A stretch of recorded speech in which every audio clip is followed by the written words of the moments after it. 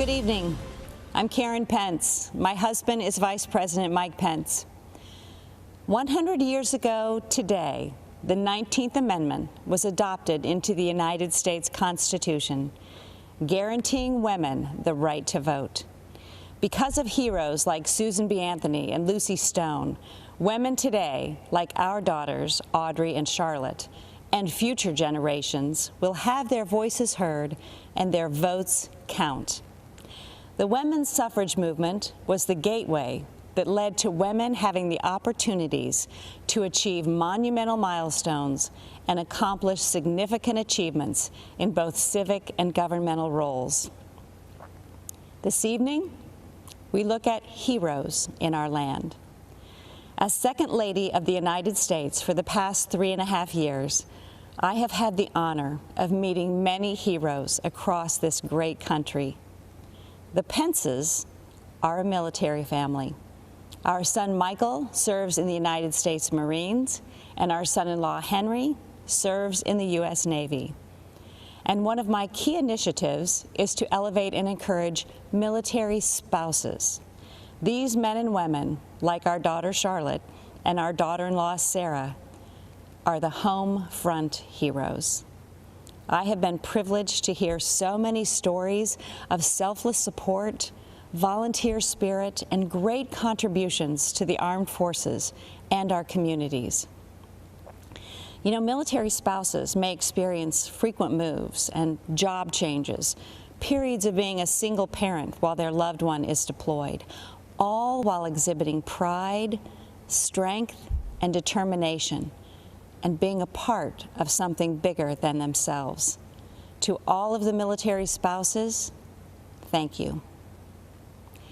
President Trump and Vice President Pence have been supporting our United States Armed Forces, including our military families, on a significant scale.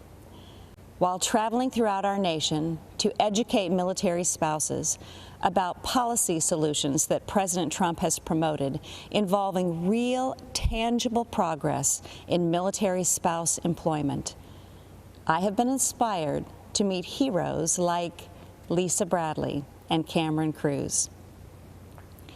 These military spouses decided to start their own business, Our Riveter, named after the Rosie the Riveter campaign used to recruit women workers during World War II.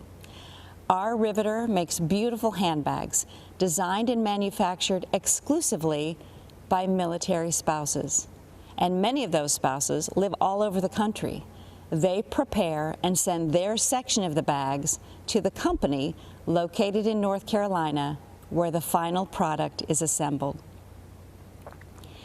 Military spouse hero Jalon Hall Johnson in Billings, Montana, is a culinary artist who had dreamed of starting her own restaurant.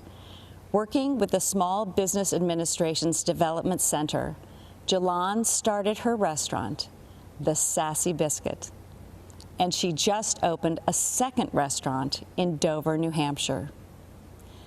And as the Second Lady, I've also been able to bring awareness to a form of therapy for our heroic veterans suffering from PTSD.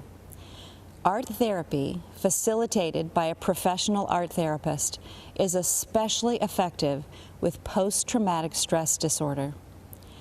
Master Gunnery Sergeant Chris Stowe, a Marine veteran I met in Tampa, who deployed for combat in Iraq and Afghanistan, said nothing had helped him deal with the trauma from his service in the Marines until he finally agreed to meet with the art therapist at Walter Reed Medical Center.